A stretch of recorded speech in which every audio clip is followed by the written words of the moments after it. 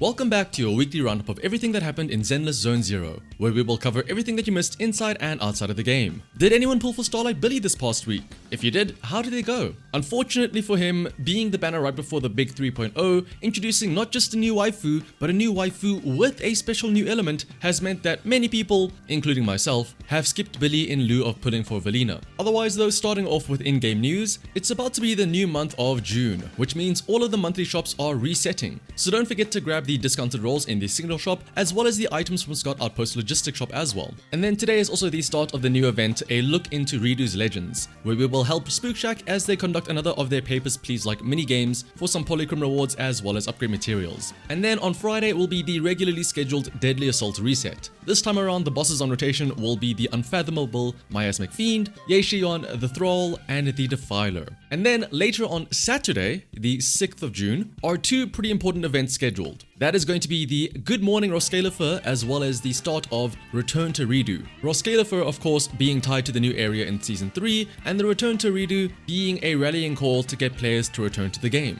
And there's a very big reason why these two events are coming up on Saturday, and that is because on Saturday we will be getting the patch 3.0 livestream, A Sleepwalker's Confession, detailing everything new coming in the next patch, which is expected to drop around the 17th of June, so just over 2 weeks away. Of course, we already know a few of the key things to come, such as Velina and Norma's kits, the new Pyroi proxy character, and some new disc sets, as well as of course the new hardcore game mode and so on and so forth. But we will also now be getting the official reveals and details of all of these things in the livestream, as well as some details about the various events and the main story beats that we can expect to encounter in patch 3.0. As always though, if you aren't able to catch the livestream, I will also have a recap video going over the livestream, so do be sure to subscribe to be notified for when that video does go live. And if you're tempted by the new upcoming agents or reruns that will be shown off for patch 3.0 and you're in need of some more monochrome, then I've got just the thing for you. Why not try using U7Buy?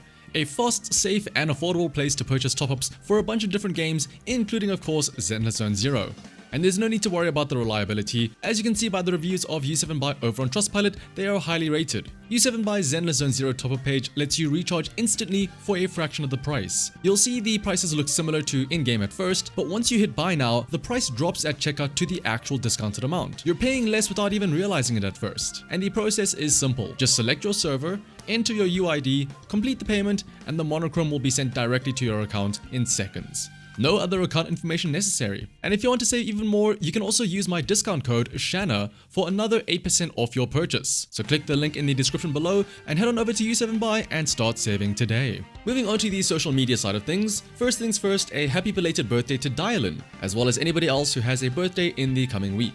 And since it is a new month, that also means that we have a new wallpaper for June featuring Velina. Both a mobile and desktop version of this wallpaper are free to download using the link in the description below. And then with Billy releasing, we've got a handful of Twitter events for Billy. The first is a retweet campaign for his EP, Billy Mode, whereby following the official Zenless Zone Zero Twitter account and then reposting the link tweet in the description below, you stand a chance to win a collectible card set of Billy's Mindscape Cinema. And there is also another event where you can also stand a chance to win an acrylic card set of Billy's Mindscape Cinema, or you could be the one lucky winner who can win a 1/7 scale figure of Billy by following the official Zenless Zone Zero Twitter account on Twitter and then sharing a song recommendation either in the comments of the link tweet or as a quote tweet, along with the hashtag Billy Playlist. Speaking of a Billy playlist though, last week on the official YouTube channel, there was also a 1 hour and 20-minute compilation playlist of various Zenless Zone Zero songs set to Billy going on a road trip, so feel free to give that a listen to if you would like. And while you're on the official channel, you can also check out the Season 2 epilogue video as well.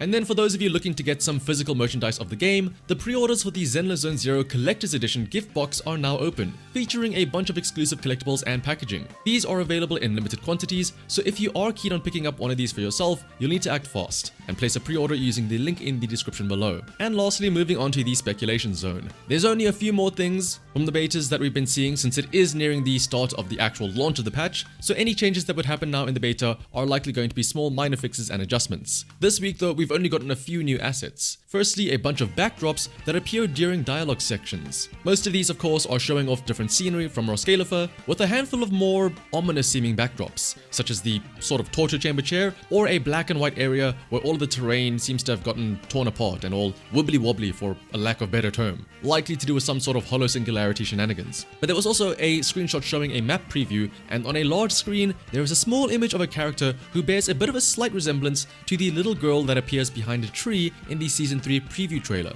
Although, of note, is that this little girl did not receive any of those special character introduction images that many others got from the Season 3 trailer. Although they did spend, like, a small second or two to focus on her though, so the jury is out on whether or not this little girl is going to be some sort of playable character, or maybe just a very important NPC in the story, considering that she not only showed up in the trailer, but also in this little map preview here. Speaking of unknown characters that may or may not be playable though, 2 male models have also been data mined from the new update, with one of them having a specific 2D icon as well. Once again though, we don't know exactly whether these 2 male characters are going to be playable or not, but they have models at least. The blonde-haired model we've actually kind of seen already in the Season 3 trailer, or at least we've seen his back, which appeared for like a split second as he was talking to somebody else in the background. But honestly though, I'm heavily leaning towards the idea of these 2 being NPCs, unfortunately. I mean, we've already seen that Severian will likely be one of the male agents for Season 3, since he did get that fancy name card treatment, and I don't know if we can fit in 2 male playable agents in a season, unless one of them is an A rank, I guess. Although, either way, if somehow Severian isn't playable for whatever reason, or if neither of these 2 male models end up being playable, this wouldn't be the first time that we've been baited like this. I mean, the fact that the blonde guy at least appears in the trailer is cool, but not only did he not get a special introduction, but don't forget back when the Season 2 trailer came out, everyone was eagerly awaiting the moment that Damien would become playable, and then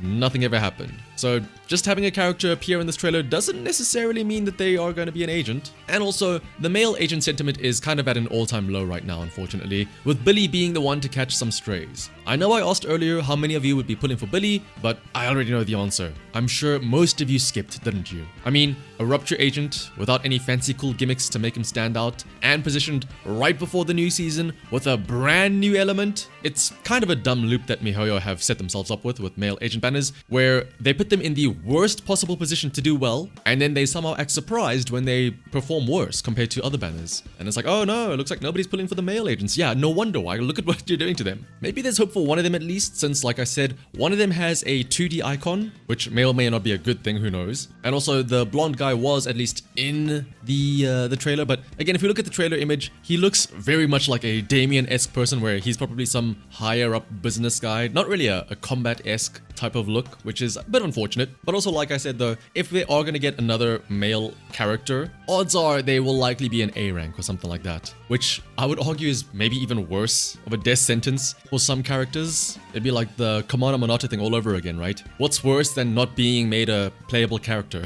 being made an A rank only, right? Because at least as an not as an NPC, but at least if you aren't announced as a playable character yet, there's the hope of maybe one day they'll be an S rank, but then getting that harsh reality of nope, they're just an A rank is probably even more gut-wrenching than anything else. But of course, this is all just speculation. I'd love to be proven wrong about these 2 male models and having them be playable characters potentially or something, but let's be real, we've played these games before, we know what's going to happen to them. Otherwise though, if you made it to the end of the video, then leaving a like as well as commenting and subscribing would be greatly appreciated. Otherwise, until next time, bye bye.